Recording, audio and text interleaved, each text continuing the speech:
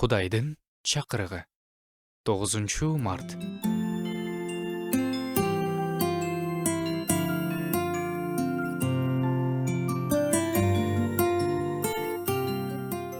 Менин оозумдан чыккан сөз да кайра өзүмө бекер кайрылып келбейт. Мен эмнени кааласам, ошону аткарат. Мен аны эмнеге жиберсем, ошону жүзөгө ашырат. Кудайдын өзү Ышая пайгамбар аркылуу айткан сөздөрү абдан олуттуу сөздөр. Кудайдын сөзү келген жерде сөзсүз бир нерсе болот. Адамдар буга көп маани бербеши мүмкүн. Бирок берсе да, бербесе да чындыгы ушундай. Кудайдын сөзү өз максатына жетет. Сөздүн иштеп жатканын дароо байкабашыбыз мүмкүн. Бирок Кудайдын сөзү ашкерелейт, даарылайт, руханий көздөрдү ачып ойготот, кандайдыр бир аракеттерге чакырат, жүрөктү тобо кылууга даярдап чакырат. Биз Кудайдын сөзүнүн себүүчүлөрүбүз, өстүрүүчү болсо Кудай. Сөз биз каалаган убакта эмес, Кудай белгилеген убакта жүзөгө ашат. Үрөн дагы ошондой иштейт эмеспи? Адегенде жердин астында жатат, көзгө көрүнбөгөн жерде тамыр алат, анан кылтыйып көрүнөт. Анан чоңойгонго убакыт керек. Барып жалбырак болот, гүлдөйт, мөмө түйүлөт. Анан ал мөмөнүн чоңоюп бышышына да убакыт керек.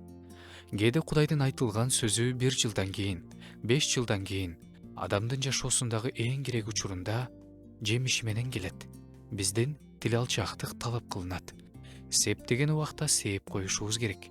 Кудайдан болсо жыйынтыгы келет. Биздин милдет сөздү себүү, ал сөздүн негизинде сыйынуу жана сөз боюнча жашоо. Жүрөктөрдү өзгөртүү биздин иш эмес. Ал ыйык рухтун иши. Сөздү уккан адам укпагандай болуп, шылдыңдап, күлүп жатса да, сөз себилди. Ал жоголгон жок. Убагында жемиши болот. Кудайдын сөзү анын эркин аткарат. Мен эмнени кааласам, ошону аткарат дейт Кудай. Ал биздин сезимдерге кызмат кылбайт. Биздин каалоолорду аткарбайт. Кудайдыкын гана. Кээде Кудайдын сөзү текебердикти, куруу үмүттөрдү талкалайт, ый аркылуу тобо кылууга алып келет. Бирок ошентип Кудай сөзү аркылуу адамдарды куткарат. Бир тууганым, балдарыңа сөздү айтып жатсаң, бирок жемишин көрбөй жатсаң, кабар айтып, жемишин көрө албай жатсаң, оор шарттарда сөздү сээп, жемишин көрө албай жатсаң, ишенип кой. Жемиши сөзсүз болот. Жердин астында тамыр көрүнбөй, жайылып жаткандай эле, сөз өз ишин кылып жатат. Жемиш сөзсүз болот.